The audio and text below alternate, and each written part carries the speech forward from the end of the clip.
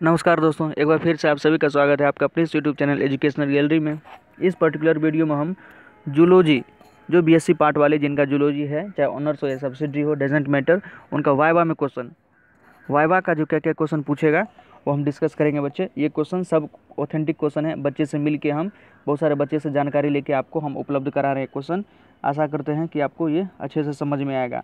और इससे पहले आप जूलॉजी का जो प्रैक्टिकल का कॉपी बना ले बच्चे, नोटबुक बना ले। नोटबुक का भी नंबर मिलता है, जिनका नोटबुक नहीं होगा उनको नंबर नहीं दिया जाएगा। नोटबुक का अलग से नंबर मिलता है, तो नोटबुक यदि आप नहीं लेके जाइएगा तो आपको नंबर नहीं दिया जाएगा, चाहे आप किसी भी कॉलेज से हो। ओके, तो नोटबुक तैयार कर ले। और वाइवा जो लेगा, वाइवा हम आपको यहाँ अच्छे से तैयारी करवा देते हैं। सारा क्वेश्चन बच्चे, इससे बाहर एक भी क्वेश्चन नहीं आएगा जूलॉजी का वाइवा में, आप एकदम ध्यान रखें, विश्वास रखें, एक भी क्वेश्चन बाहर से नहीं आएगा। क्योंकि वही घिसा पीटा सवाल जो पिछले साल भी पूछे थे, उससे पिछले साल पूछे थे, उससे पिछले साल पूछे थे, वही क्वेश्चन से पूछ रहे हैं। ओके, कुछ नया नहीं पूछते हैं ये सब, तो इसलिए वो सब क्वेश्चन हम जानकारी लेके बच्चे से आपको हम प्रोवाइड करा रहे हैं। कम से कम इतना को तैयार कर लीजिए। इसके अलावा और आपका मन और कर रहा है कि दिल मांगे मोर, तो आप एनुअल डाइवर्सिटी को अच्छे से कंठस्थ कीजिए, एनुअल डाइवर्सिटी को अच्छे से पढ़ के जाइए। एक भी क्वेश्चन आपका वाइवा से या कहीं से भी नहीं छूटेगा बच्चे। ओके, एनुअल डाइवर्सिटी भर के आपके सिलेबस में है। फर्स्ट क्वेश्चन है, आइए शुरू से शुरुआत करते हैं। अंत तक वीडियो देखें बच्चे, लैंडस्केप मोड में देखें, ज़्यादा क्लियर दिखेगा। ईयरफोन लगा के देख रहे हैं तो और अच्छी बात है, नहीं तो कोई बात नहीं, वैसे भी आवाज़ हमारा थोड़ा ठीक ठाक है, आपको सुनाई देगा। तो लैंडस्केप मोड में देखें और पूरा वीडियो देखें बच्चे अंत तक। हम अंत में ट्रिक भी बताएंगे ओपन सर्कुलेटरी सिस्टम का और भी कुछ, ठीक है, तो इसलिए पूरा देखें बच्चे। और इसके अलावा भी आपको कुछ और कंटेंट चाहिए तो आप हमें कमेंट सेक्शन में लिख सकते हैं, ठीक है, अपना फीडबैक दे सकते हैं। डिस्क्रिप्शन बॉक्स में हम और लिंक सब दिए रहेंगे, जो वाइवा क्वेश्चन का हम वीडियो अपलोड चुके उसका लिंक दे देंगे, आप देख लीजिएगा वहाँ पर। First example of Porifera, Porifera का एग्जाम्पल दें। यहाँ तो एग्जाम्पल पूछ लिया, कभी कभी बच्चे पोरीफेरा का आपका उसका कैरेक्टरिस्टिक्स फीचर भी पूछ सकता है बच्चे, ठीक है, कि पोरीफेरा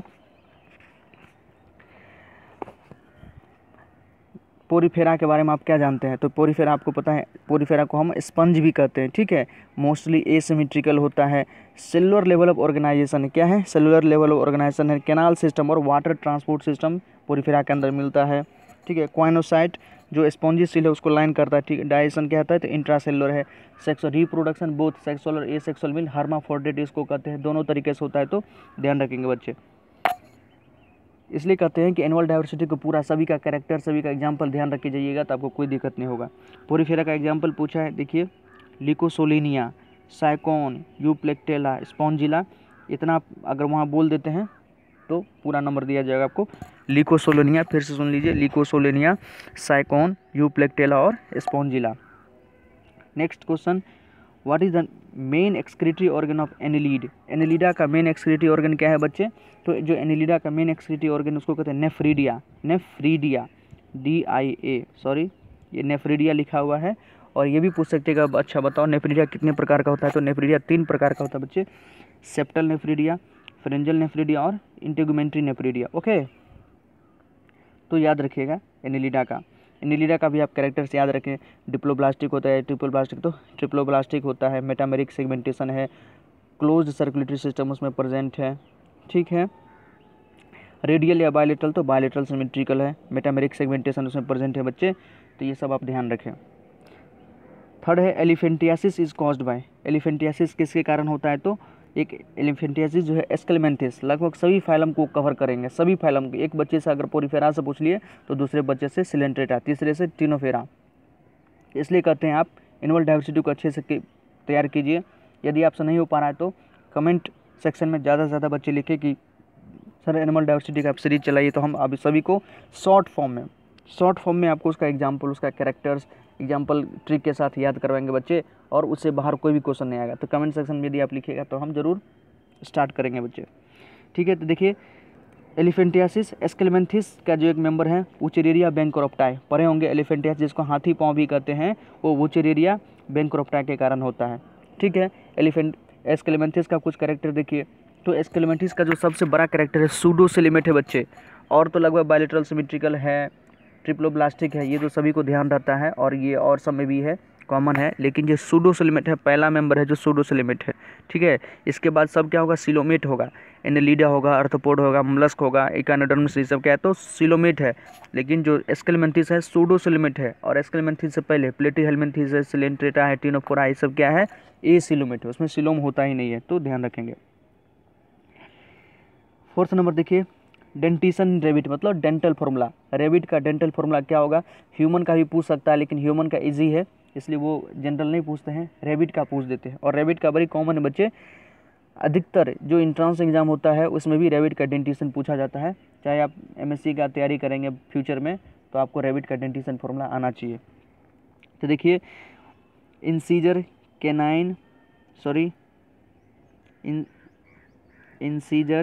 कैनाइन प्रीमोलर और मोलर होता है। तो ऊपर में क्या है 2033, ये अपर जॉ का है, और नीचे है 1023, 2 से मल्टीप्लाई कीजिए ऊपर, आपको टोटल आ जाएगा, 2 से नीचे ही मल्टीप्लाई कीजिए, तो ऊपर में कितना है 3 3 6 2 8, 16 ऊपर है और नीचे 12 है बच्चे, ठीक है। तो टोटल 28 को टीथ होता है किसमें, रेबिट में। 0 कहाँ है बच्चे, कैनाइन के स्थान पे 0 है, देखिए कैनाइन के स्थान पे 0 है, ये गैप है। इंसीजर और प्रीमोलर के बीच में जो कैनाइन है, तो कैनाइन रेबिट में नहीं रहता है, ध्यान रखिएगा। टीचर ये भी पूछ सकते हैं कि ऐसा मतलब मैमल बताओ जिसके अंदर कैनाइन नहीं होता है, तो रेबिट ध्यान रखिएगा। हर्बीवोर है, इसमें कैनाइन नहीं होता है, अक्सर ये पूछते हैं। तो उस गैप को क्या कहते हैं, जो कैनाइन का गैप, उस गैप को क्या कहते हैं, उस गैप को कहते हैं डायस्टमा। इसको और हम क्लियरली से बताते हैं बच्चे, अब देखिए, rabbit is a herbivorous animal, क्या है, शाकाहारी जानवर है, and depends on cellulose based, शाकाहारी है तो घास खाता है, तो घास में क्या होता है, सेलुलोज होता है बच्चे। It has no canines, underline कीजिएगा इसको, it has no canines in jaw, इसके जो जबड़ा में कैनाइंस नहीं होता है। The dental formula is 2033, dental formula upper jaw का है 2033 और लोअर जॉ का है 1023 for incisor, canine, premolar and molar in each jaw. Thus the canine are absent, इसमें क्या होता है बच्चे, कैनाइन एब्सेंट होता है। कैनाइन पता है आपको, टीयरिंग टीथ है, जो जितना भी कार्बोनी मांसाहारी जानवर है बच्चे, ठीक है, आपको लाइन ले लीजिए, डियर ले लीजिए, पैंथर ले लीजिए, आसपास में देखते होंगे कुत्ता, डॉग, इस सब में कैनाइन आपको जब पॉइंटेड कैनाइन मिलेगा, क्योंकि वो मांस खाता है, तो मांस को चीर के खाएगा, तो उसमें जो कैनाइन है वो ज़्यादा प्रीडोमिनेंट होता है। लेकिन जी हाँ, रेबिट जो हर्बीवोरस एनिमल है, इसमें कैनाइन होता ही नहीं है, यही खास बात है। Canine are absent, there is a gap in both the jaws at the location of canine, जहाँ कैनाइन नहीं है, चाहे अपर जॉ है लोअर जॉ में, दोनों में गैप है, उस गैप को कहते हैं बच्चे डायस्टमा। तो डायस्टमा ध्यान रखिएगा, उस गैप को क्या कहते हैं, diastema. The total number of teeth in upper jaw are 16, ऊपर के जॉ में कितना टीथ है तो 16 है, और 12 इन द लोअर जॉ, नीचे 12 है, दोनों में इक्वल नहीं है, ह्यूमन के जैसे इक्वल नहीं है बच्चे, ऊपर में 16 है, नीचे में 12 है, ध्यान रखिएगा, और टोटल टीथ हो जाता है 28, ठीक है। नेक्स्ट देखते हैं, यही मान लीजिए हमें पूछता है, ह्यूमन में पूछता तो आपको पता है 2 1 2 3 होता है, 2 1 2 3 ऊपर और 2 1 2 3 ऊपर नीचे, टोटल मिलके 32 टीथ हो जाएगा आपको। एक क्वेश्चन जो बड़ी कॉमन है, टीथ अगर किसी से डेंटिशन पूछ दिए तो अचानक उसके दिमाग में स्ट्राइक करता है, एक्सटर्नल के दिमाग में, एग्जामिनी जो आपका उसके दिमाग में स्ट्राइक करता है कि write name of Toothless mammal, एक ऐसा मेमल का नाम बताओ जो टूथलेस है, जिसमें दांत होता ही नहीं है बच्चे, ठीक है। तो वह है स्पाइनी एंटीटर। स्पाइनी एंटीटर के एक मेमल है जिसके अंदर दांत होता ही नहीं है, इसको टैकीग्लोसस भी कहते हैं, ठीक है, मतलब जो बायोलॉजिकल नेम है टैकीग्लोसस है, स्पाइनी एंटीटर, ध्यान रखिएगा, स्पाइनी एंटीटर के अंदर दांत नहीं होता है। अच्छा क्वेश्चन है, नेक्स्ट क्वेश्चन है, temperature of scrotum as compare to abdominal cavity is less by, जो एब्डोमिनल कैविटी का टेम्परेचर होता है और स्क्रोटम का टेम्परेचर होता है, दोनों में कितना का डिफरेंस होता है। तो आप सभी पढ़े होंगे कि स्क्रोटम जो है बच्चे एब्डोमिनल कैविटी से बाहर रहता है, क्यों रहता है, ताकि उसका टेम्परेचर कुछ बॉडी टेम्परेचर से कम हो सके, क्योंकि उसको स्पर्म बनाना है, स्पर्म बनाने के लिए 2 से 3 डिग्री सेल्सियस कम होना चाहिए, 2.5 से 3 डिग्री सेल्सियस, तो अप्रॉक्सीमेट 3 डिग्री सेल्सियस आप मार सकते हैं कि स्क्रोटम का टेम्परेचर जो हमारा बॉडी टेम्परेचर उससे 3 डिग्री सेल्सियस कम रहता है, ताकि स्पर्म जो है अच्छे से इफेक्टिवली बन पाए।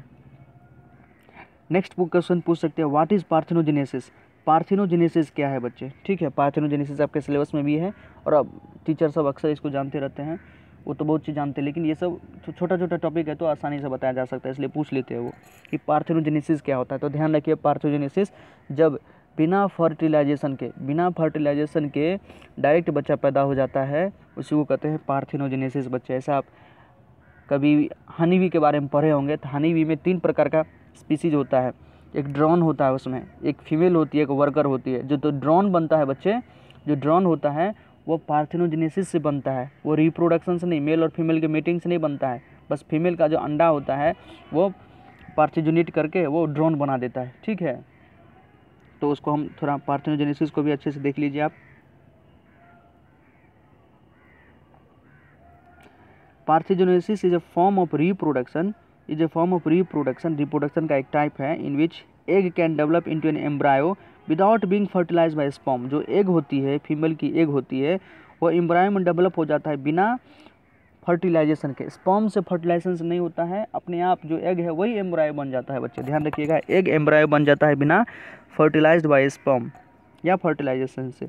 Parthenogenesis is derived from Greek words virgin birth. Parthenogenesis जो है एक ग्रीक वर्ड है जिसका मतलब शब्द लिया गया है, वर्जिन बर्थ से शब्द लिया गया है।